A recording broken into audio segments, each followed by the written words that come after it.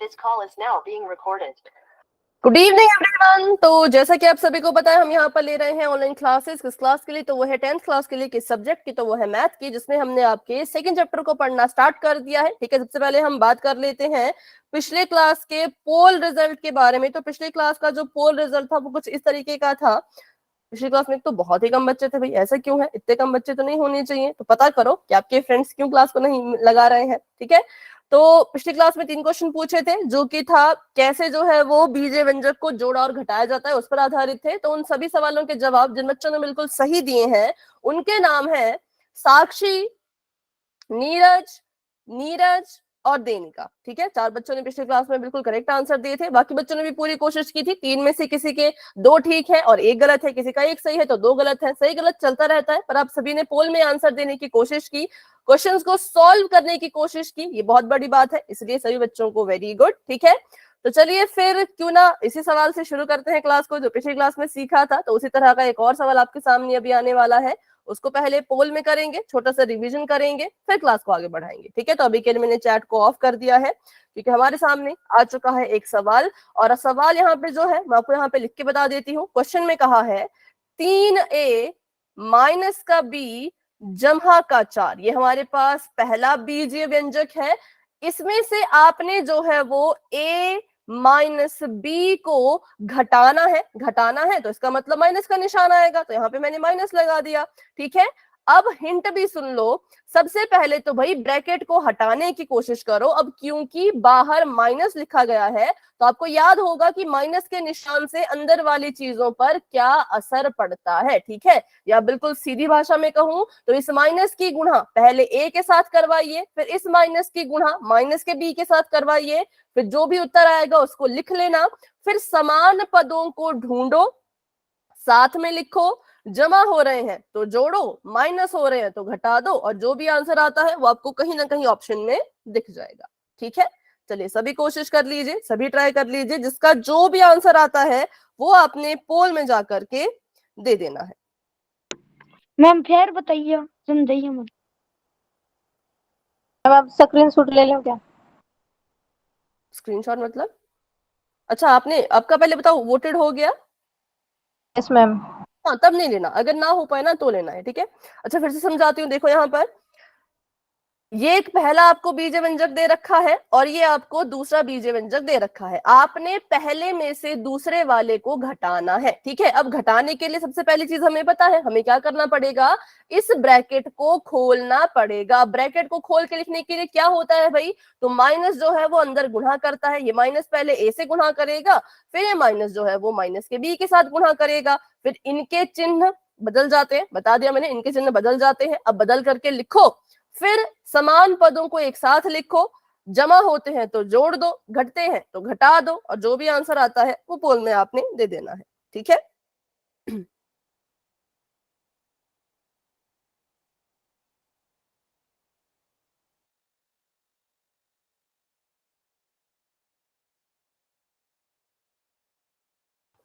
ठीक है,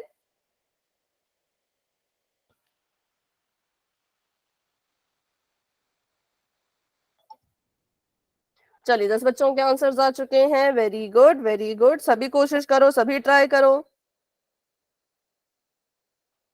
जब तक कोशिश नहीं करोगे तो कैसे चलेगा, है ना?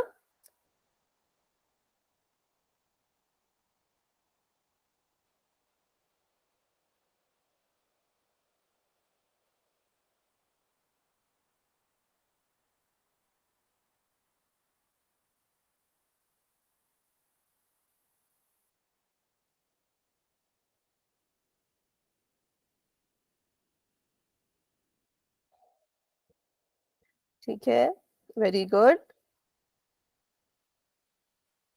14 बच्चों के आंसर्स आ चुके हैं और क्लास में हमारे पास अभी जो है वो 21 बच्चे हैं। 7 बच्चों ने आंसर नहीं किया, क्यों नहीं किया? फटाफट से करो।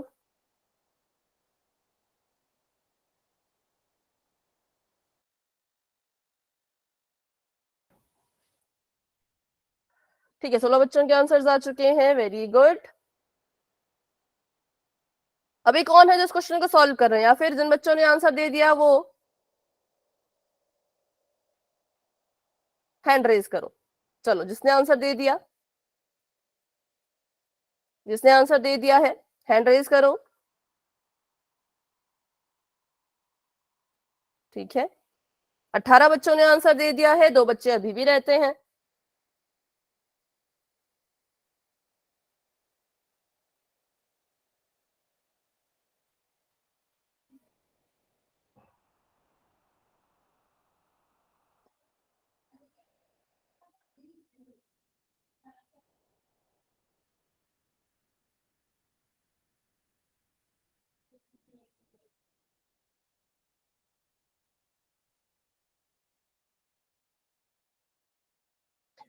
तो चलिए अभी मैं कर रही हूँ 10 सेकंड का वेट, उसके बाद हम क्लास को आगे बढ़ाएंगे। ठीक है, पोल जो है वो एंड हो जाएगा। तो 10, 9, 8, 7, 6, 5, 4, 3, 2, 1। तो अभी के लिए पोल हो चुका है एंड, और इसका रिजल्ट आपको पोल सेक्शन में दिख रहा होगा। बताइए अपना आंसर क्या है। आपका आंसर ऑप्शन नंबर ए। और भी एक ऑप्शन को बहुत से बच्चों ने चुना है, एक तो ऑप्शन नंबर ए को और दूसरा ऑप्शन नंबर शायद सी को। हाँ, ए और सी। तो देखते हैं भाई क्या, अच्छा डी। चलो ए है, बी है, सी है, डी है, देखना पड़ेगा क्या इसका आंसर आएगा। तो अभी के लिए सबसे पहले तो हमने यहाँ पे क्या किया, लिख दिया इसको 3a माइनस का b जमहा का 4 ऐसे का ऐसा, क्योंकि पहला बीजे व्यंजक ऐसे तो लिखा जाता है ना। मुझे बताओ इसको आपने क्या लिखा, इसको जब सॉल्व किया तो सॉल्व करके क्या लिखा? माइनस ए प्लस बी। माइनस ए माइनस बी। माइनस बी क्यों? माइनस ने ए के साथ गुणा की, माइनस का ए बन गया। ये माइनस आगे जाके गुणा करेगा तो माइनस माइनस प्लस बन जाएगा, तो प्लस का बी आएगा। ठीक है, प्लस का बी आएगा यहाँ पर और माइनस का ए आएगा। अब देखो समान पदों को साथ में लिखते हैं, तो 3a के समान जो पद है वो माइनस का ए है, और माइनस के b के समान जो पद है वो जमहा का b है, और 4 जो है वो अकेला है। तो हमने देखा भाई 3a और माइनस a को हल करना है, घटाना है। 3 में से 1 गया तो 2 बचता है, 2a। b और b तो कट गए। क्यों कट गए? क्योंकि एक b माइनस का, एक b जमहा का, तो प्लस माइनस माइनस, तो ये कट गए। और 4 जो है वो ऐसे कैसा रहेगा, जमहा का 4। इसीलिए option number A is the right answer. ठीक है, तो जितने बच्चों ने ऑप्शन नंबर ए पे टिक किया है बिल्कुल सही आपका जवाब है, लेकिन जितने बच्चों ने सी पे टिक किया है थोड़ी सी गलती हुई कि ये आपस में कट जाएंगे। क्यों कटेंगे? क्योंकि देखो ना, जब ब्रैकेट से बाहर निकलेगा तो चिन्ह उल्टे हो जाते हैं। ए अंदर जमहा का था, बाहर आया तो माइनस बन गया। बी अंदर माइनस का है, बाहर आएगा तो जमहा का बन जाएगा। ठीक है, ठीक है। चलो तो आगे बढ़ते हैं और शुरू करते हैं अपना आज का टॉपिक, जो कि है बहुपद के बारे में, जिसके बारे में हमने थोड़ा बहुत पिछली क्लास में भी सीख लिया था, लेकिन फिर से इसको सीखेंगे। सबसे पहली चीज, बहुपद क्या है? तो बहुत सिंपल चीज है, बहुपद एक खास तरह का बीजीय व्यंजक है। देखो बहुपद भी क्या है, तो बहुपद भी एक बीजीय व्यंजक ही है।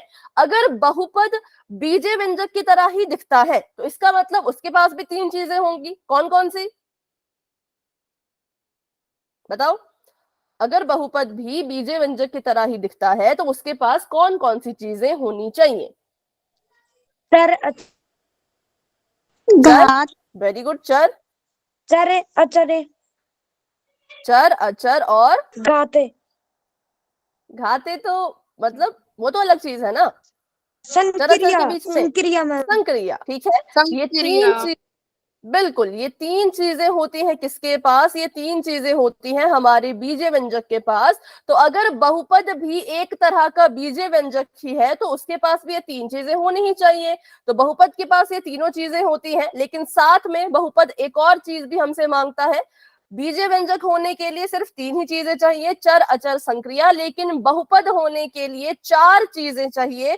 पहली चीज, चर तो होना ही चाहिए। ठीक है, उसके बाद अचर, हाँ ये भी होना चाहिए। उसके बाद संक्रिया, तो हाँ भाई संक्रिया भी होनी चाहिए। ठीक है, चर अचर संक्रिया होनी चाहिए। लेकिन एक और चीज है जो बहुपद के पास होनी चाहिए, वो है कि इसका जो चर है उस चर की जो घात है वो कैसी होनी चाहिए? तो पूर्ण संख्या होनी चाहिए। देखो अब ध्यान से बिल्कुल सुनना, यहाँ पर चर की घात होनी चाहिए पूर्ण संख्या। जब हम बात करें बीजीय व्यंजक की, तो बीजीय व्यंजक के केस में इन्होंने घात के बारे में कुछ नहीं कहा। इन्होंने कहा चर लेके आओ, अचर लेके आओ, उनको या तो जोड़ो, घटाओ, गुणा, भाग, कुछ भी करना है करो, और वो बीजे व्यंजक बन जाएगा। लेकिन बहुपद ने कहा कि चर अचर संक्रिया तो चाहिए ही चाहिए, लेकिन साथ में जिस चर को आप लिख रहे हो उसकी जो घात है वो भी कैसी होनी चाहिए, तो वो पूर्ण संख्या होनी चाहिए। ठीक है, तो पूर्ण संख्या क्या होती है ये हमने पिछली क्लास में सीखा था, फिर से इसको यहीं से अच्छे से रिवाइज करते हुए चलेंगे ताकि कोई भी आपके मन में डाउट ना रहे। पहले ये समझ आया, पहले तो ये बताओ कि बीजे व्यंजक होने के चीजें, ठीक है, बीजे, हाँ सुन लो, बीजे व्यंजक होने के लिए 3 चीजें, लेकिन बहुपद होने के लिए 4 चीजें चाहिए, चर अचर संक्रिया और चर की घात में पूर्ण संख्या। चलो तो आगे बढ़ते हैं। अब सबसे पहले बात कर लेते हैं कि कौन कौन सी संख्याएं हैं जो पूर्ण संख्याएं होती हैं। तो मैंने यहाँ पे सारी क्या बहुत सारी संख्याएं लिख दी हैं, जिससे आपको एक आइडिया मिल जाए कि पूर्ण संख्याएं ये होती हैं। पूर्ण संख्या शुरू होगी 0 से, 0 1 2 3 4 5 6 7 8 से लेकर के मैंने 30 तक लिख दिया है, लेकिन ये यहाँ पर खत्म नहीं होती, 30 के आगे भी पूर्ण संख्याएं जो है वो चलती ही जाएंगी। ठीक है, पूर्ण संख्या 0 से शुरू होकर के 30 से आगे 1000 2000 5000 6000 10,000 तक चलती जाएगी। तो ये संख्याएं हैं जो पूर्ण संख्या होती है। लेकिन अगर हम बात करें कौन कौन सी संख्याएं पूर्ण संख्या नहीं होती हैं, तो वो भी ध्यान से देखना पड़ेगा। ठीक है, सबसे पहली चीज ऋणात्मक नंबर, जो भी आपके नेगेटिव नंबर्स होते हैं वो पूर्ण संख्या की कैटेगरी में नहीं आते हैं। देखो इस टॉपिक को ध्यान से देखो। क्यों ध्यान से देखना है, क्योंकि इसका जो है क्वेश्चन आता है किसमें, तो आपके फाइनल एग्जाम में इसका क्वेश्चन बन के आता है, जिसमें आपको पहचानना पड़ता है कि कौन बहुपद है और कौन बहुपद नहीं है। अब कैसे पहचानोगे बहुपद है कि नहीं, तो उसके लिए आपको घात देखनी पड़ेगी। घात कैसी होनी चाहिए, पूर्ण संख्या होनी चाहिए। तो आपको बिल्कुल क्लियर मन में रखना है कि पूर्ण संख्याएं कौन होती हैं कौन नहीं होती हैं। इसलिए बिल्कुल ध्यान से, यहां से अभी अगर आपका ध्यान नहीं था तो यहां से ध्यान लगा लो, क्योंकि फाइनल एग्जाम में इसका क्वेश्चन पक्का आता है। ठीक है, पहली बात पूर्ण संख्या होगी जो 0 से शुरू हो रही है, सारी की सारी यहाँ पे धनात्मक है। जितनी भी धनात्मक संख्याएं हैं जो 0 के बाद आती है उन सभी को हम पूर्ण संख्या कहते हैं। लेकिन कौन पूर्ण संख्या नहीं होती, तो नंबर 1 ऋणात्मक संख्याएं पूर्ण संख्या नहीं होती है। नंबर 2 दशमलव वाली संख्या भी पूर्ण संख्या नहीं होती है। कौन सी, तो दशमलव। ठीक है, नंबर 3, तो नंबर 3 है ये बटे वाली संख्याएं, जिसको आप कह सकते हो परिमेय। ठीक है, या जिनको हम p बटा q के रूप में लिखें, ये भी पूर्ण संख्या नहीं होती। और चौथा जो है वो है वर्गमूल वाली संख्याएं, तो ये भी पूर्ण संख्याएं नहीं होती है। तो ये अगर आपको ये पूरी चीज क्लियर है कौन पूर्ण संख्या होगी कौन नहीं होगी, तो वाई टाइप करो। डाउट है तो दोबारा पूछ लो, मैंने सब कुछ वैसे यहाँ पे लिखा ही हुआ है, इसका स्क्रीनशॉट ले सकते हो फटाफट से। धनात्मक हो, 0 से शुरू हो रही हो, कहीं तक भी जा रही हो, कोई फर्क नहीं पड़ता। कैसे नहीं होनी चाहिए, नेगेटिव नहीं होनी चाहिए। 0 भी पूर्ण संख्या होता है पर नेगेटिव नहीं होनी चाहिए, दशमलव वाली नहीं होनी चाहिए।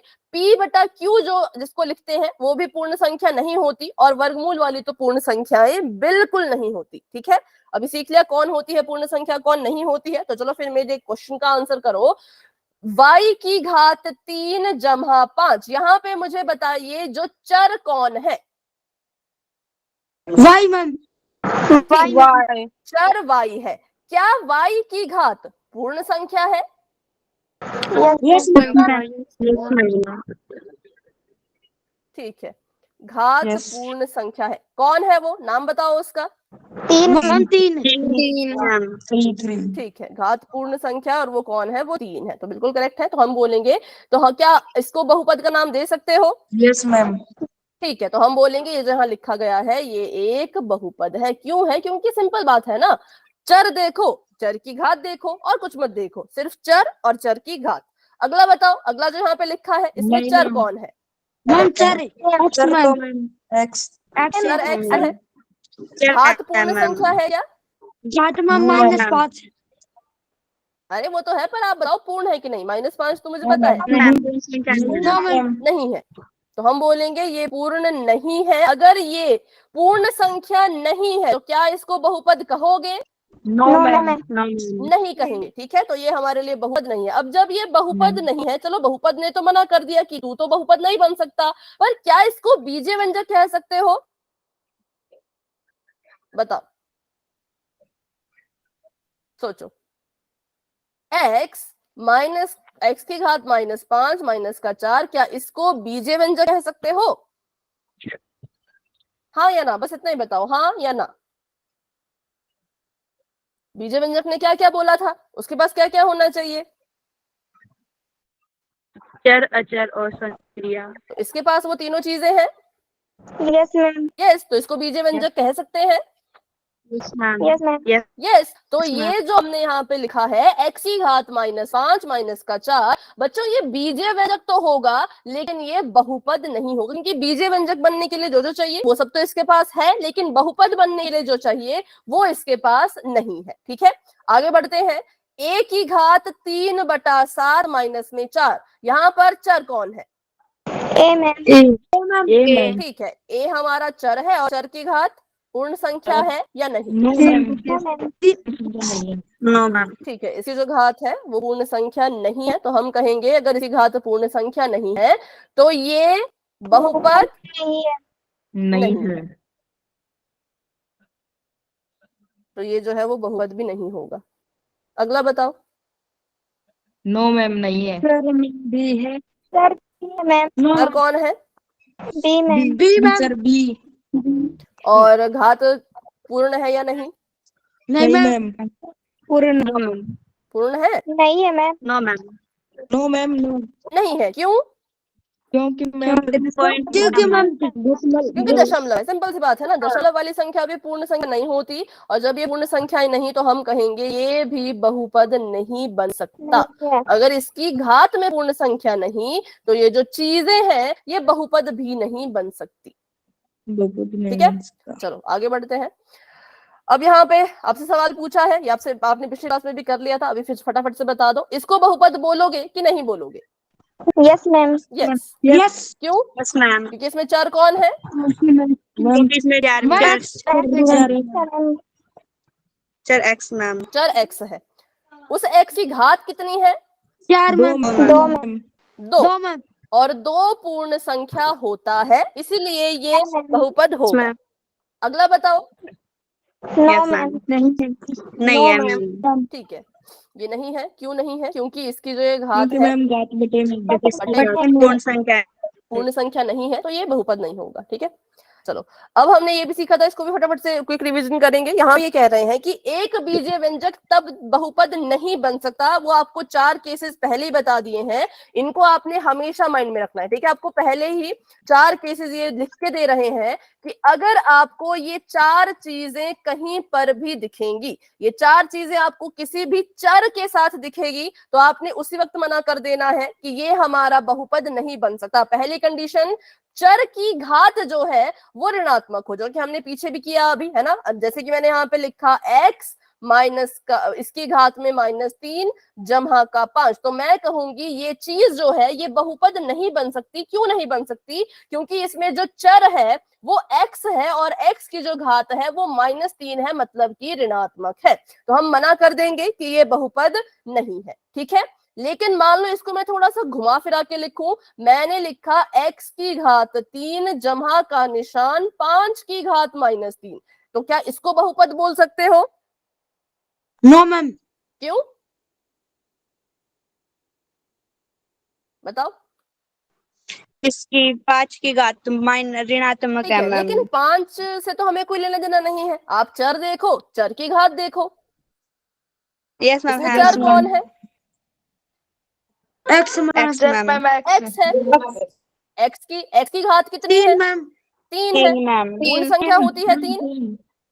Yes ma'am. यस, तो हम बोलेंगे कि ये बहुपद बन सकता है। तो यहाँ पर जो चीज आपने सीखी वो ये सीखी कि संख्या के साथ या अचर के साथ कुछ भी हो रहा हो हमें फर्क नहीं पड़ता, लेकिन अगर चर के साथ जो है घात में कुछ हो रहा है तो फिर फर्क पड़ेगा। ठीक है, जैसे यहाँ पे देखो x की घात -3 थी, चर की घात में -3 था, तो बहुपद नहीं बन पाया। लेकिन जब चर की घात, माइक ऑफ रखो भाई, लेकिन जब चर की घात सिंपल है, मतलब पूर्ण संख्या है, लेकिन अचर की घात में पूर्ण संख्या नहीं है, तो हमें कोई फर्क नहीं पड़ेगा। हम सिर्फ 2 चीजें देखेंगे, पहला चर, दूसरा उस चर की घात। ठीक है, तो कब बहुपद नहीं बन सकता? जब चर की घात ऋणात्मक होती है। क्यों? क्योंकि ऋणात्मक संख्या पूर्ण संख्या नहीं होती। ठीक है, दूसरा केस, चर की घात भिन्न में हो। मैंने यहाँ पे लिखा y की घात लिखी मैंने 3/4 जमा का निशान 5। तो क्या इसको आप बहुपद बोलोगे?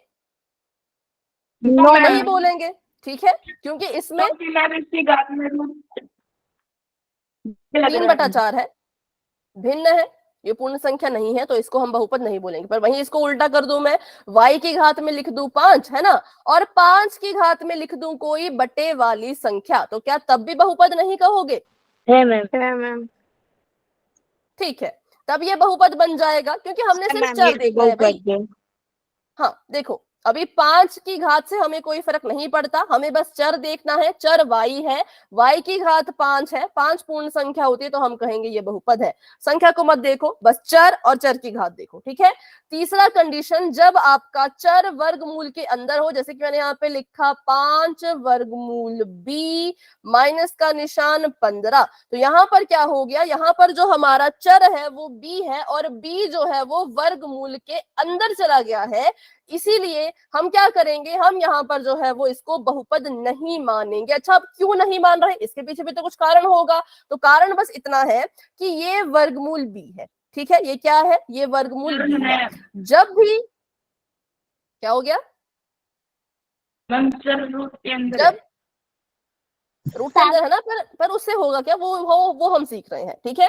जब भी आप किसी वर्गमूल को हटा करके उसको घात में लिखोगे, ठीक है, जब हम शब्द सुनते थे वर्ग, ठीक है, तो वर्ग क्या होता था, वर्ग मतलब घात में कितना, बताओ, वर्ग मतलब घात में दो, बिल्कुल, घात में 2। अब वर्गमूल जो है वो वर्ग का उल्टा होता है, तो वर्गमूल की घात कितनी होगी, अगर वर्ग की घात 2 है तो 2 को उल्टा करो और मुझे बताओ वर्गमूल की घात कितनी होगी।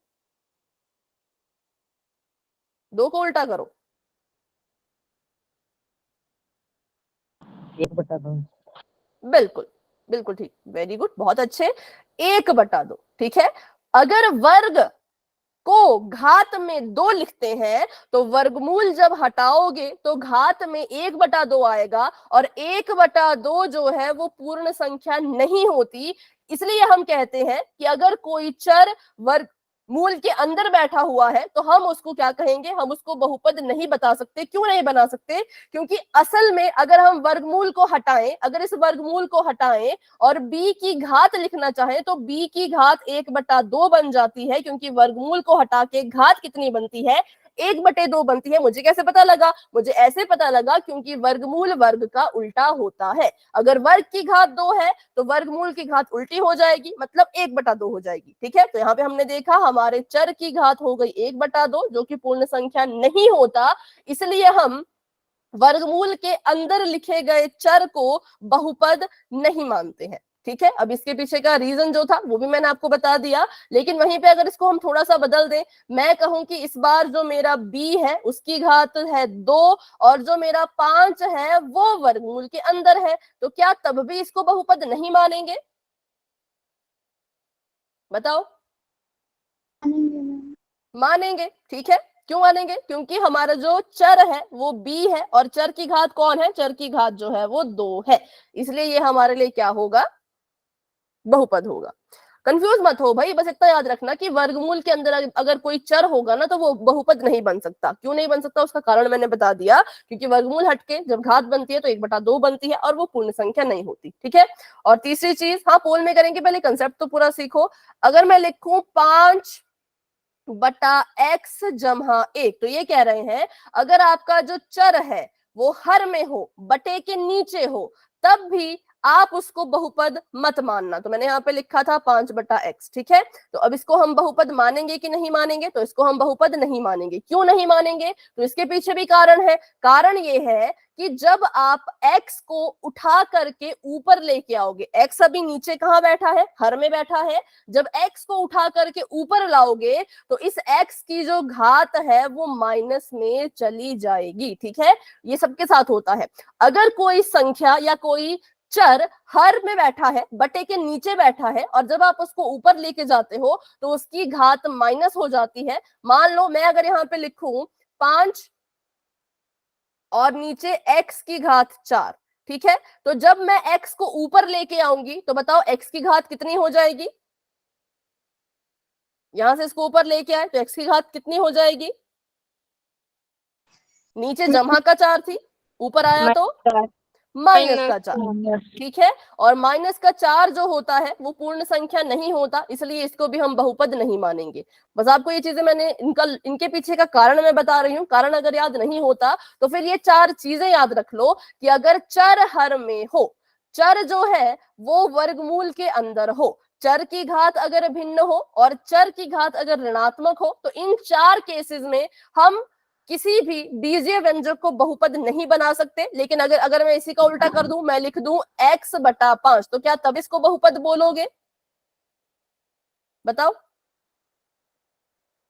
Yes ma'am. यस, तब ये बहुपद होगा क्योंकि x बटे के ऊपर है ना कि नीचे। लेकिन जैसे ही हमारा चर बटे के नीचे चला गया या वर्गमूल के अंदर चला गया तो फिर वो हमारे लिए बहुपद नहीं रहता, ठीक है। तो चलो अभी इसको थोड़े से एग्जाम्पल करते हैं, फिर पोल में भी क्वेश्चन करेंगे। बहुपद की पहचान, क्या ये बहुपद है? Yes ma'am. ठीक है, हमने देखा यहाँ पे चर था x जो कि 3 बार लिखा था। चर एक ही है ना, चर तो x ही है, बस x को बार बार लिख रहे हैं। तो चर x है, पहली बार x की घात 5, दूसरी बार x की घात 3, तीसरी बार x की घात 1, तीनों ही पूर्ण संख्याएं हैं, तो हम कहेंगे हाँ ये बहुपद बन सकता है, ठीक है। अगला बताओ, ये बहुपद है या नहीं? No ma'am. नहीं है। क्यों नहीं है? कारण बिल्कुल, यहाँ पे भी जो चर था वो x था, लेकिन पहले x की घात 2 थी। हमने कहा ठीक है भाई, यहां तक तो सब सही है। लेकिन जैसे ही आगे देखा तो आगे जो है वो x की घात में 3/5 था, जो कि पूर्ण संख्या नहीं होता। अगर घात में पूर्ण संख्या नहीं है तो वो बहुपद नहीं बन सकता, ठीक है। अगला बताओ, ये वाला बहुपद होगा कि नहीं होगा? No ma'am. No ma'am. क्यों? बिल्कुल बिल्कुल बिल्कुल, इसके मैम चर है हर में। हाँ बिल्कुल, क्योंकि जो हमारा चर है वो बटे के नीचे चला गया तो हम इसको बहुपद नहीं मानेंगे, क्योंकि जब ये बटे के ऊपर आएगा तो y की जो 2y है वो बन जाएगा 2y की घात -1, और -1 पूर्ण संख्या नहीं होता, इसलिए हम इसको बहुपद नहीं मान रहे, ठीक है। चलो अगला बताओ, 1/2x जमा 7। मैम वो नहीं है नहीं है, नहीं है मैम। ये भी बहुपद नहीं है, क्योंकि इसमें भी चर कहाँ है? तो बटे के नीचे है, जो कि हमें नहीं चाहिए, ठीक है। तो पहला ही था जो बहुपद था, ये भी बहुपद नहीं क्योंकि इसकी घात भिन्न में थी। ये भी बहुपद नहीं क्योंकि चर बटे में था। ये भी बहुपद नहीं क्योंकि चर बटे में था, ठीक है। आगे बढ़ते हैं, चलो बताओ ये बहुपद है क्या? 5 वर्गमूल t जमा 4। No ma'am. नहीं मैम, क्योंकि रूट में बिल्कुल, ई रूट के अंदर है। मैम अगला भी नहीं है। पहले देखो, अगला भी नहीं मैम।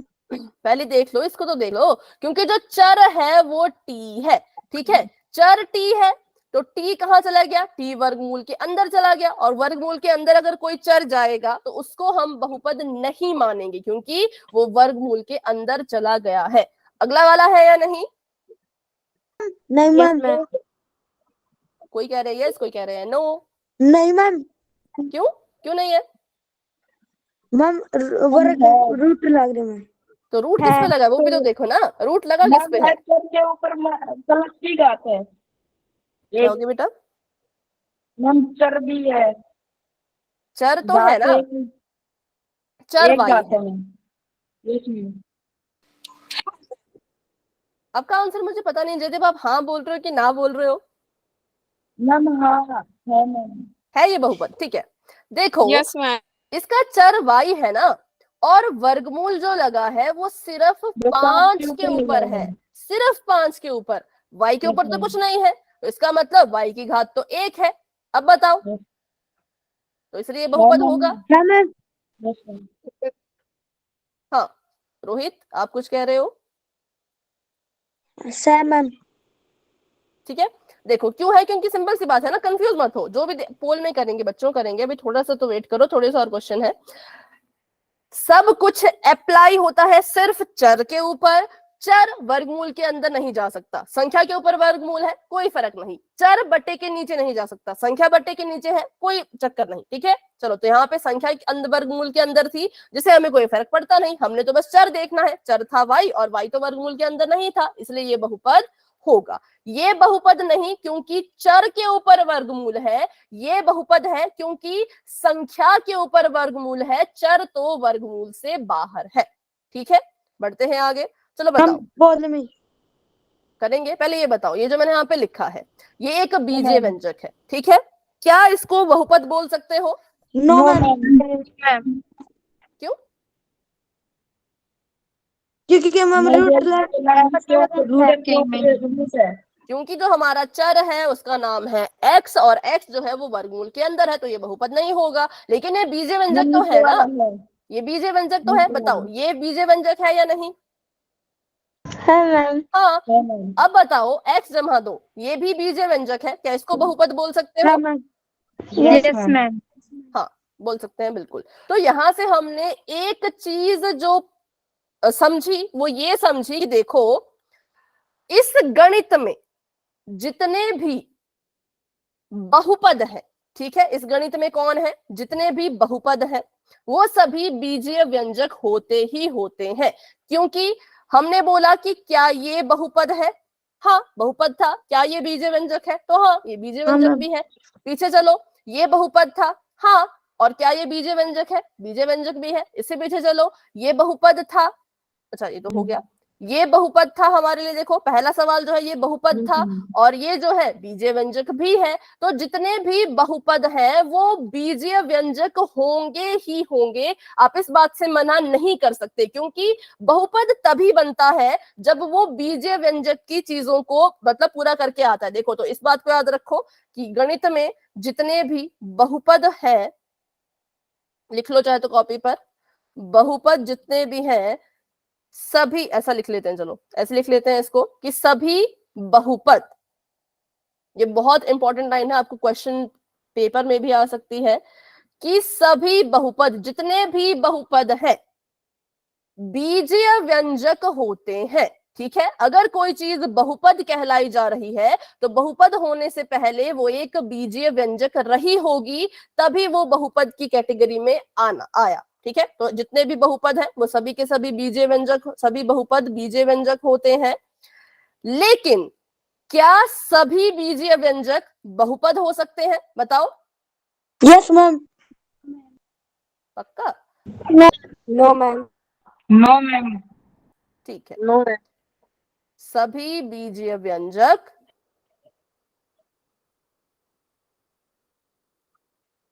तो इसका पता लगाएंगे। ये जो लिखा है ये बीजीय व्यंजक था, पर क्या ये बहुपद है? नो नो नहीं। मैम। ये जो यहाँ लिखा है ये बीजीय व्यंजक है, ये बीजीय व्यंजक है, लेकिन क्या ये बहुपद बन पाया? No ma'am. नहीं। ये जो यहाँ पे 3 उदाहरण लिख रखे हैं ये तीनों ही बीजीय व्यंजक, चारों है वैसे तो, देखो चारों ही बीजीय व्यंजक हैं, लेकिन इनमें से ये और ये, क्या ये बहुपद बन पाए? नहीं बन पाए। तो हम ऐसा नहीं कह सकते कि सारे के सारे बीजीय व्यंजक बहुपद हैं, क्योंकि ऐसा नहीं होता। जितने भी बीजीय व्यंजक हैं वो सभी बहुपद नहीं होते, तो सभी बीजीय व्यंजक बहुपद नहीं होते हैं। लेकिन जितने भी बहुपद हैं वो सारे के सारे बीजीय व्यंजक जरूर होंगे, 100% होंगे, लेकिन सभी बीजीय व्यंजक बहुपद नहीं होते। तो इसका फटाफट से स्क्रीनशॉट ले लो, क्या पता पोल में यही क्वेश्चन आ जाए, है ना, तो फिर कंफ्यूज मत होना। सारे के सारे बहुपद बीजीय व्यंजक होते हैं, लेकिन सारे के सारे बीजीय व्यंजक बहुपद नहीं बन सकते। क्यों नहीं बहुपद बन सकते सारे के सारे बीजीय व्यंजक? क्योंकि क्या पता घात में कुछ ना कुछ फर्क आ जाए, लेकिन जितने भी बहुपद है वो सभी तो बीजीय व्यंजक है ही है, ठीक है। तो इस उदाहरण को यहीं से समझ लो, यहीं से देख लो, ये दोनों के दोनों बीजीय व्यंजक थे, ठीक है, लेकिन इन दोनों में से सिर्फ एक ही बहुपद बन पाया। दोनों बीजीय व्यंजक थे लेकिन एक ही बहुपद बन पाया, तो हम कैसे कह सकते हैं? तो हम कहेंगे सभी बीजीय व्यंजक बहुपद नहीं होते, लेकिन सभी बहुपद बीजीय व्यंजक होते हैं। अगर इसको नोट कर लिया है आपने, तो वाई टाइप कर लो, फिर हम पोल में क्वेश्चन करेंगे। जिसने नोट कर लिया है, स्क्रीनशॉट ले लिया है, वाई टाइप कर लो। ठीक है, चलो तो फिर बढ़ते हैं आगे। तो ये नहीं था, ये हाँ था। अभी हम एक सवाल करेंगे पोल में, तो अभी के लिए चलिए चैट को ऑफ कर देते हैं। तो अभी चैट ऑफ हो चुकी है और आपके सामने आने वाला है एक क्वेश्चन, बिल्कुल ध्यान से करना। ठीक है, क्या सभी बीजीय व्यंजक बहुपद होते हैं? हाँ या ना, ये आपने बताना है, पोल में बताना है। पहले सुन लो, ये कह रहे हैं कि इस पूरे गणित में जितने भी बीजीय व्यंजक हैं वो सभी के सभी बहुपद होते ही होते हैं, उनमें से कोई भी ऐसा नहीं होगा जो बहुपद नहीं कहलाया जाएगा। तो ये कह रहे हैं अगर आपको लगता है कि हाँ ऐसा होता है तो आप ऑप्शन नंबर ए पे टिक करो। अगर आपको लगता है कि नहीं सभी बीजीय व्यंजक बहुपद नहीं होते तो फिर बी पे टिक करो। अगर लगता है सभी बीजीय व्यंजक बहुपद होते हैं तो ए पे टिक करो। लगता है नहीं सभी नहीं होते, कुछ कुछ होते हैं, तो फिर बी पे टिक करो। ठीक है, बीजीय व्यंजक और बहुपद की बात यहाँ पे चल रही है कि जितने भी बीजीय व्यंजक हैं क्या वो बहुपद है? सारे के सारे, एक आधा नहीं, सारे के सारे। अगर सारे के सारे बीजीय व्यंजक बहुपद नहीं बन पाते हैं तो फिर बी पे टिक करना है, अगर बन जाते हैं तो ए पे टिक करना है। ओके, जिन बच्चों ने कर लिया है वेरी गुड भाई, बहुत जल्दी, बहुत फटाफट कर लिया और इतने अच्छे से किया। क्लास में हमारे पास है 19 बच्चे और 19 में से 16 बच्चों ने आंसर कर दिया है, 3 बच्चे अभी भी रहते हैं। बताओ कौन अब इसको सॉल्व कर रहा है? ठीक है, अभी रुको, जिन्होंने भी आंसर कर दिया होगा वो अब हैंड रेज करो। जिसने भी आंसर कर दिया बिल्कुल फटाफट से हैंड रेज करो। ओके ठीक है, 17 बच्चों ने आंसर दे दिया है, वेरी गुड वेरी गुड। साक्षी आपने आंसर किया? मालती, प्रियंका, कर दिया मैम। बेटा हैंड रेज कर लो। प्रियंका, मालती, दीपक, सुरेश, सुरेंदर, विकास, नितिन, जयदीप। ठीक है, तो मैं कर रही हूँ 5 सेकंड्स का वेट क्योंकि सबने लगभग आंसर कर ही दिया है। 5 4 3 2 1। नो पोल हो मैम। चुका है एंड। नो मैम नो मतलब? आएगा। अच्छा, बी। मुझे लगा कि आंसर नहीं किया। नो। ठीक है, तो option number B is the right answer की जितने भी बीजीय व्यंजक हैं वो सभी के सभी बहुपद नहीं होते। क्योंकि मैं ही आपको एक उदाहरण दे दूं, मैं बोलूं x की घात -5 जमा 9, ये एक बीजीय व्यंजक है। ये क्या है? ये एक बीजीय व्यंजक है, लेकिन क्या ये बहुपद है?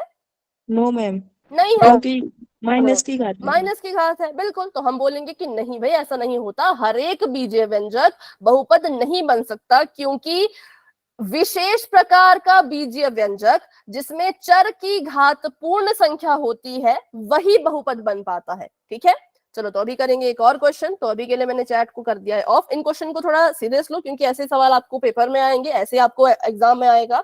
4 ऑप्शन दिए होंगे, बोला जाएगा कि इसमें ढूंढो। ठीक है, तो ये सवाल यहाँ पर है, निम्न में से कौन सा बीजीय व्यंजक एक बहुपद बन सकता है? तो जिसको बहुपद बना सकते हो उस ऑप्शन को चुन लो और अपना आंसर दे दो पोल में। अगर आपको ऑप्शन नजर नहीं आ रहे हो तो बच्चों मुझसे पूछ लेना कि किसमें क्या लिखा है। अगर नजर आ रहा है तो फटाफट से जाओ और अपना आंसर दे दो। ठीक है, किसको बहुपद बना सकते हो, किसको बहुपद कहोगे? ठीक है, कौन है इन चारों में जिसको हम बहुपद बोल सकते हैं, उसको ढूंढो और अपना आंसर दे दो।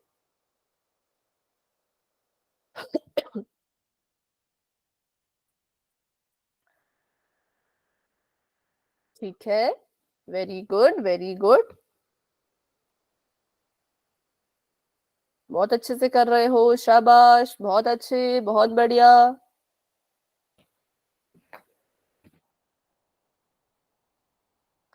क्योंकि हम बहुपद चैप्टर पढ़ रहे हैं तो बहुपद चैप्टर पढ़ने से पहले बहुपद के बारे में जानना बहुत जरूरी है, क्योंकि एग्जाम में क्वेश्चंस भी आ जाते हैं इस पर आधारित, इसलिए अच्छे से करो। ठीक है, हाँ, जिसको जो भी लगता है, देखो जो भी आपको लगता है कि हाँ ये बहुपद बन सकता है उसको ढूंढो और आंसर दे दो। मैम जुलाई में सेट के पेपर होंगे। जुलाई में? आपको किसने बताया? मैम ग्रुप पे मैसेज आया था। डेट बताई अभी कोई? डेट नहीं बताई मैम। अच्छा, मतलब जुलाई एंड तक हो सकते हैं, या मतलब स्टार्टिंग में तो नहीं होंगे ना, क्योंकि स्टार्टिंग में तो स्कूल जाओगे। मिड में या एंड में? चलो ठीक है, जब डेट पता लग जाएगी स्कूल जाके तो बता देना, ठीक है। चलो, तो अभी 15 बच्चों ने आंसर कर दिया है और 4 बच्चे अभी भी रहते हैं। कौन है वो 4 बच्चे? फटाफट से आंसर करो, सिंपल सा सवाल है ना। देखो किसको बहुपद बना सकते हो, ढूंढो और उत्तर दे दो। नीतू, प्रियंका, दीपक, नितिन, सुरेश। ठीक है, अभी मैं कर रही हूँ 10 सेकेंड्स का वेट, क्योंकि बहुत लंबा सवाल नहीं है, ज्यादा समय नहीं मिलेगा। 10, 9, 8, 7, 6, 5, 4, 3, 2, 1। तो अभी के लिए मैम, पोल हो D चुका आया है था, एंड।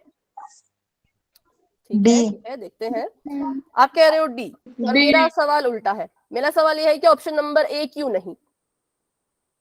क्योंकि मैम चल मैम वर्ग में है। ठीक है, क्योंकि ऑप्शन नंबर ए में जो चर है उसका नाम है y, और y हमारा है वर्गमूल के अंदर, जो कि नहीं चाहिए। चर कभी भी वर्गमूल के अंदर नहीं होना चाहिए। अगर चर वर्गमूल के अंदर बैठा है तो उसको बहुपद नहीं कहेंगे। ऑप्शन नंबर बी क्यों नहीं? सर मैम, क्योंकि मैम इसमें चर है बी और बी हर में है मैम। हर में है, बिल्कुल। जो हमारा चर था वो बी था, और बी कहाँ है? तो बटे के नीचे है। अगर कभी चर बटे के नीचे चला जाता है तब भी उसको हम बहुपद नहीं कह सकते। तो ए और बी गलत। Option number C? इसमें भी मैम चर हर में है। बिल्कुल, बटे में एक्स की है घात, इसमें एक्स की घात तो 2 है ना रोहित, बट उसके बाद देखो ना वो बटे में मैम, चला गया ना। देखो यहाँ पे बटे में बटे है में मैम। चला गया, इसलिए नहीं होगा। ठीक है, तो ऑप्शन नंबर सी भी गलत, क्योंकि x की घात 2 जो है वो बटे के नीचे चला गया। बटे के नीचे नहीं चाहिए, चर बटे के नीचे दिखना ही नहीं चाहिए ना। ना हमें चर वर्गमूल के अंदर दिखना चाहिए, ना बटे के नीचे दिखना चाहिए। फिर हमने देखा ऑप्शन नंबर डी, तो ऑप्शन नंबर डी कहा, हाँ इसको बहुपद कह सकते हैं, क्योंकि मैम क्योंकि मैम चर के घात 2 भी है और क्योंकि इसके चर की घात पूर्ण संख्या भी है बिल्कुल, मैम। बिल्कुल। m की घात है 2, 2 मतलब की पूर्ण संख्या। अगर चर की घात पूर्ण संख्या है तो उसको हम खुशी खुशी बहुपद बनाएंगे, लेकिन अगर चर की घात पूर्ण संख्या नहीं होती है तो हम उसको बहुपद नहीं कह सकते। ठीक है, और हमने सीखा भी था कि वर्गमूल की घात बनाओगे तो 1/2 बनेगी, तो वो पूर्ण संख्या नहीं होती। बटे से ऊपर लेके आओगे तो घात माइनस बन जाती है, वो भी पूर्ण संख्या नहीं होती। इसलिए 3 ऑप्शन गलत, सिर्फ और सिर्फ option number D is the right answer. तो चलिए अभी करते हैं एक और क्वेश्चन, उसको भी पोल में करेंगे। तो चैट हो चुकी है ऑफ, और अगला सवाल आप सभी के सामने आ चुका है। इसमें बताइए कौन सा बीजीय व्यंजक बहुपद है? ठीक है, चलो तो अभी के लिए चैट ऑफ है और पोल आपका ओपन होने ही वाला है। अच्छे से देख लो, बिल्कुल अच्छे से देख लो किस ऑप्शन को चुनना है। जिसको बहुपद कहोगे उसको ढूंढो और आंसर जो है वो पोल में जाकर के दे दो। ठीक है, जिसको बहुपद कहोगे, जो बहुपद बन सकता है। ठीक है, वेरी गुड, वेरी गुड। सभी कोशिश करो, सभी ट्राई करो अपना अपना आंसर देने की। कोई भी स्टूडेंट क्लास में ऐसा नहीं होना चाहिए जिन्होंने आंसर नहीं दिया हो पोल में। सभी आंसर दिया कीजिए। ठीक है, वेरी गुड, बहुत अच्छा कर रहे हो भाई, बहुत बढ़िया कर रहे हो।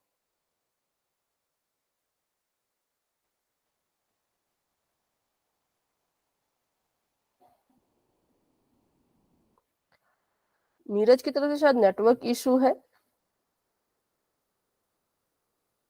क्योंकि बार बार क्लास लेफ्ट हो रही है। नीरज आपकी तरफ से नेटवर्क इशू है क्या? स्क्रीन नजर आ रही है आपको? अगर कुछ नहीं नजर आएगा तो बता देना, ठीक है। आंसर दे दिया, ठीक है। अभी करते हैं 10 सेकंड्स का वेट, क्योंकि भाई सिंपल सवाल है, ज्यादा इसमें कुछ करना भी नहीं है। तो 10 सेकंड में आपका आंसर हो जाना चाहिए। 10, 9, 8, 7, 6, 5, 4, 3, 2। अच्छा मालती, आपने आंसर किया क्या पहले तो ये बताओ, क्योंकि आपने अभी क्लास को ज्वाइन किया है। हो गया मैम। हो गया, ठीक है। चलो तो अभी 3, 2, 1 होल हो चुका है एंड।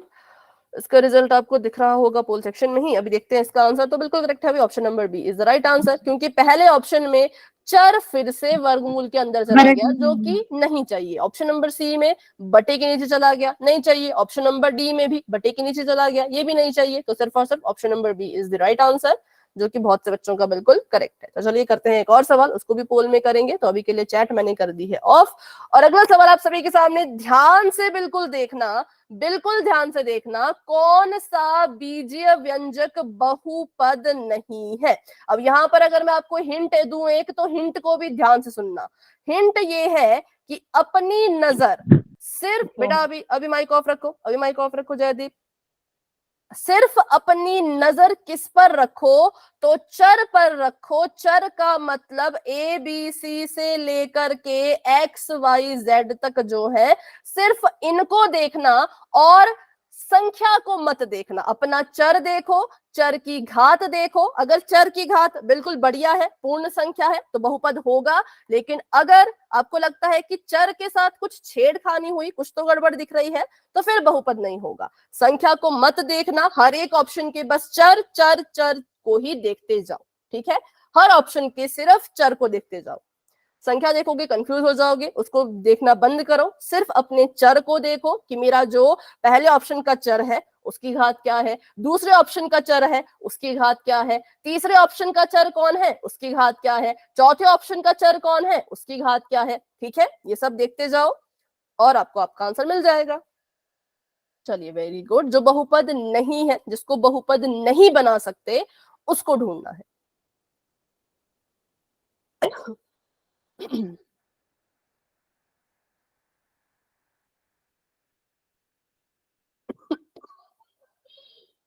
ठीक है, 14 बच्चों के आंसर्स आ चुके हैं। Very good. बाकी बच्चे भी कोशिश करो, सभी ट्राई करो।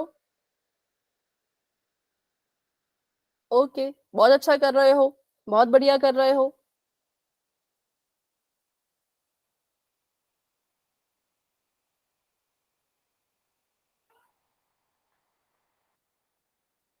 वेरी गुड भाई। 16 बच्चों ने आंसर दे दिया है, 19 बच्चे क्लास में हैं, तो 3 बच्चे अभी भी रहते हैं, तो फटाफट से आंसर कर लीजिए।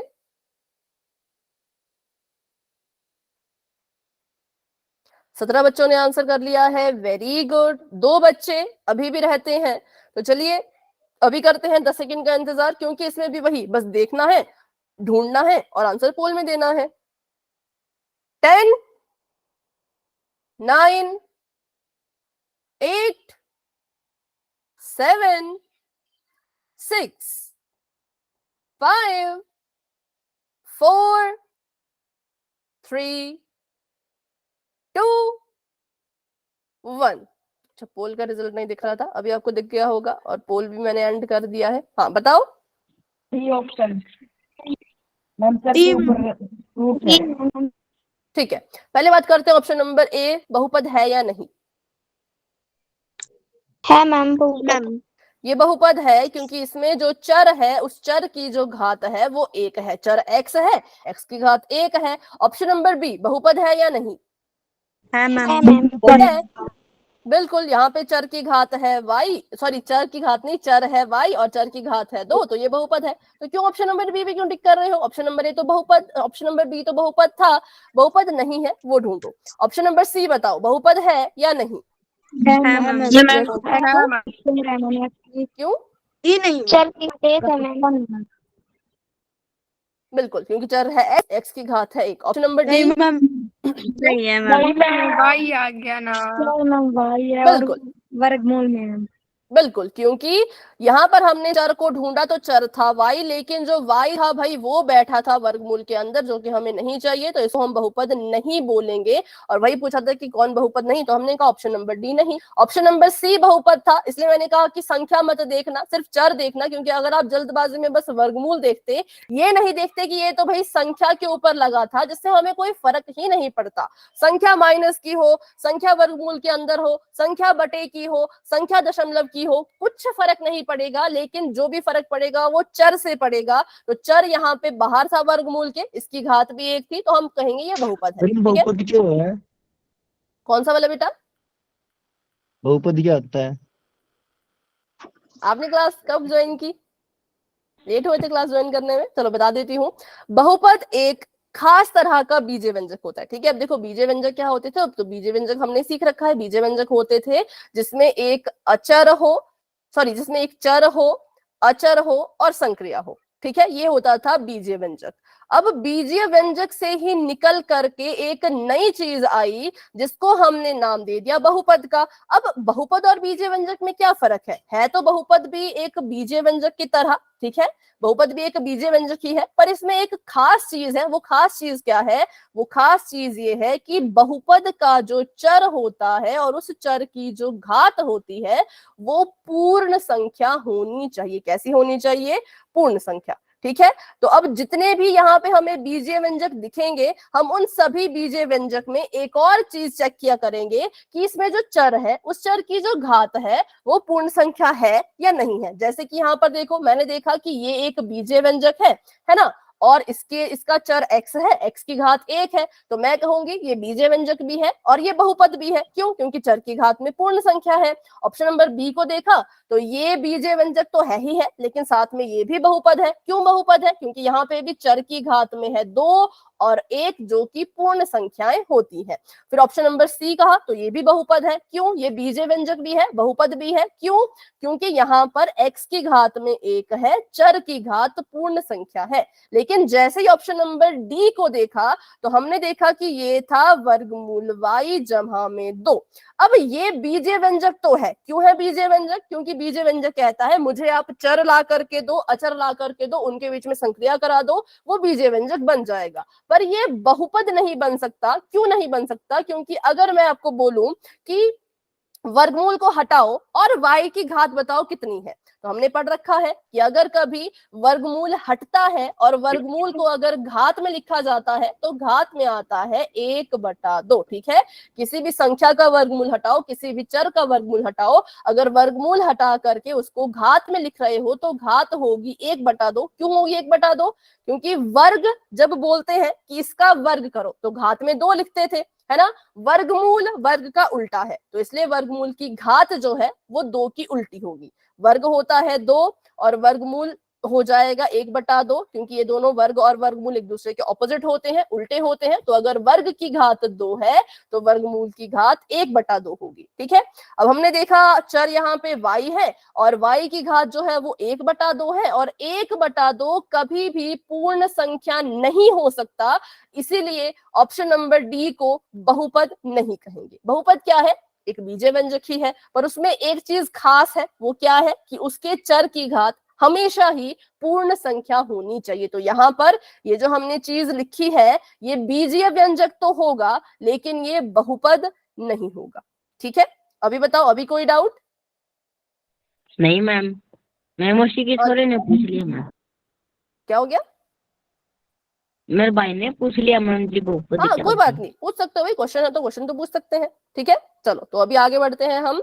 और ये था आज हमने सीखा कि बहुपद क्या होता है और बहुपद दिखता कैसा है, बहुपद को पहचानना कैसे है। अब हम देखेंगे कि बहुपद के भी प्रकार होते होंगे, तो कैसे कैसे प्रकार होते हैं वो हम देखेंगे। अब बहुपद के जो प्रकार होते हैं वो बहुत ही अलग अलग होते हैं। मतलब बहुपद को आप वर्गीकृत कर सकते हो पदों की संख्या के आधार पर, ठीक है, कि उस बहुपद में कितने पद हैं, उस आधार पे उसको आप वर्गीकृत कर सकते हो। दूसरा, बहुपद को आप वर्गीकृत कर सकते हो घात के आधार पर कि आपके बहुपद की घात कितनी है। इन 2 तरीके से हम बहुपद के आगे को पार्ट्स निकालते हैं, इसके टुकड़े करते हैं, आगे को इसके जो है वो वर्गीकरण करते हैं। तो धीरे दोनों के बारे में धीरे धीरे समझेंगे। पहले हम देख लेते हैं कि पदों की संख्या के आधार पर बहुपद कितने प्रकार के होते हैं। या आपने पिछली क्लास में जब अवंती क्लासेस लगाई होंगी तब भी सीखा होगा कि पदों के आधार पे बहुपद जो है वो 3 तरह का होता है। वैसे तो बहुत तरीके के होते हैं ना, लेकिन हम 3 ही तरह के पढ़ते हैं। पहला है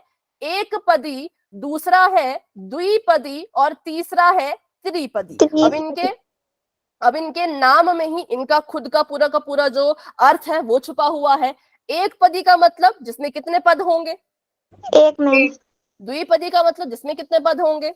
2 मैम। और त्रिपदी का मतलब जिसमें कितने पद होंगे? 3। तो चलो मुझे ना द्विपदी का उदाहरण लिखो, मैं देखती हूँ आपको कितना याद रहा पिछली क्लास का। द्विपदी का एक उदाहरण लिख के बताओ जिसमें सिर्फ और सिर्फ 2 पद हो। नहीं, चैट में लिखो, नहीं, ऐसे तो फिर सभी सुन लेंगे। चैट में लिखो अपना अपना, सभी मैम लिखो मैंने फटाफट। स्क्वायर लगाना ही नहीं आता चैट। स्क्वायर मत लगाओ ना, बिना स्क्वायर के लिख दो। पदों की बात कर रहे हैं ना, घात की इसमें कोई घात का फर्क नहीं पड़ेगा, ठीक है। घात चाहे मत लगाओ, बस पद दो होने चाहिए, ठीक है। सुरेंद्र ने लिखा है x जमा 2।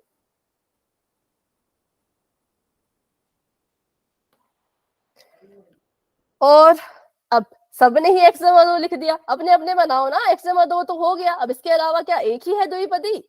बहुत सारे द्विपदी बन सकते हैं भाई, ठीक है। आपने कहा x माइनस 2, आपने कहा t स्क्वायर जमा 6, कहा x प्लस 6, ठीक है। 3x square.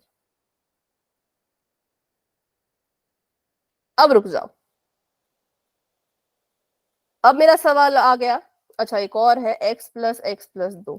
x plus x plus 2 क्यों? ये तो जमा हो जाएंगे ना। चलो ठीक है ठीक है, अभी रुक जाओ, अभी मेरे सवाल का जवाब दो। क्या 3x की घात 2 द्विपदी है? बताओ हाँ या ना। क्यों? मैम ये एक ही पद है। बिल्कुल वही, ये एक पद है। अब कैसे पता लगा हमें ये एक पद है? क्योंकि हमने पढ़ रखा है कि जो पद होते हैं उनको अलग किया जाता है जमा और माइनस के निशान से, ठीक है। तो अगर मैं आपसे पूछूं कि भाई x जमा 2 में कितने पद हैं, तो आप कहेंगे इसमें 2 पद हैं। पहला पद है x, दूसरा पद है 2, तो ये हो गया द्विपदी। मैं पूछूं t की घात 2 जमा 6 में कितने पद हैं, तो आप कहेंगे इसमें भी 2 पद हैं। पहला है t की घात 2, दूसरा है 6, तो इन्हें कहा जाता है द्विपदी, ठीक है। लेकिन जो आपने लिखा बेटा 3x स्क्वायर, ये एक पदी है क्योंकि इसमें एक ही पद है। 3x स्क्वायर को हम अलग नहीं कर सकते क्योंकि इनके बीच में ना तो जमा का निशान है ना तो माइनस का निशान है, ठीक है। तो ये द्विपदी हो गया। और त्रिपदी लिखना चाहें तो ऐसे ऐसे लिख सकते हैं, x जमा x स्क्वायर जमा 9। तो इसमें कितने पद हो गए? इसमें जो है वो 3 पद हो गए, ठीक है। तो बाकी इसको हम अगली क्लास में करेंगे, क्योंकि फिर अगली क्लास में फिर भूल जाओगे, फिर से हमें याद करना पड़ेगा, तो फिर बोर ना हो जाओ, इसलिए अभी इसका बस ऐसे उदाहरण देख लेते हैं फटाफट से। अगर मैं आपसे पूछूं एक सवाल, a की घात 2 जमा 5a जमा 3, इसमें कितने पद हैं? 3 पद मैम। और उनको लिखेंगे कैसे? त्रिपद नहीं, मतलब उनको लिखो ना, अलग अलग लिखो। पद बताओ। पहला पद A2 ए स्क्वायर a की घात 2, दूसरा 5 5a, मैम। तीसरा 3 मैम। तो हो गया, ये हमारा त्रिपदी, ये हमारे लिए त्रिपदी है क्योंकि इसमें 3 पद है। अब अगर यहीं पे मैं इस सवाल को थोड़ा सा बदल दूं और मैं बोलूं कि मुझे बताओ 5a की घात 2 bcd, इसमें कितने पद हैं? बिल्कुल, मैम। इसमें सिर्फ एक पद है, तो इसको हम क्या बोलेंगे? ये क्या है? एक पद। तो बस ये होता है बिल्कुल। तो इसमें क्या करेंगे हम अगली क्लास में, क्योंकि आप सभी को पहले से सारी चीजें पता है, तो अगली क्लास में हम इसको फटाफट से करके फटाफट से इसके पोल के क्वेश्चन करेंगे, ठीक है। तो चलिए अभी आज की क्लास को यहीं तक रखते हैं। आज की क्लास को लेकर के किसी बच्चे के मन में कोई भी डाउट बहुपद के बारे में, बहुपद को कैसे पहचानना है, या वर्गमूल की घात के बारे में, किसी में भी कोई डाउट है तो क्लास में बने रहो, मुझसे पूछो। लेकिन अगर कोई डाउट नहीं है तो आप क्लास को लेफ्ट कर सकते हो। तो अभी के लिए good night and bye bye, मिलते हैं अपनी अगली क्लास में।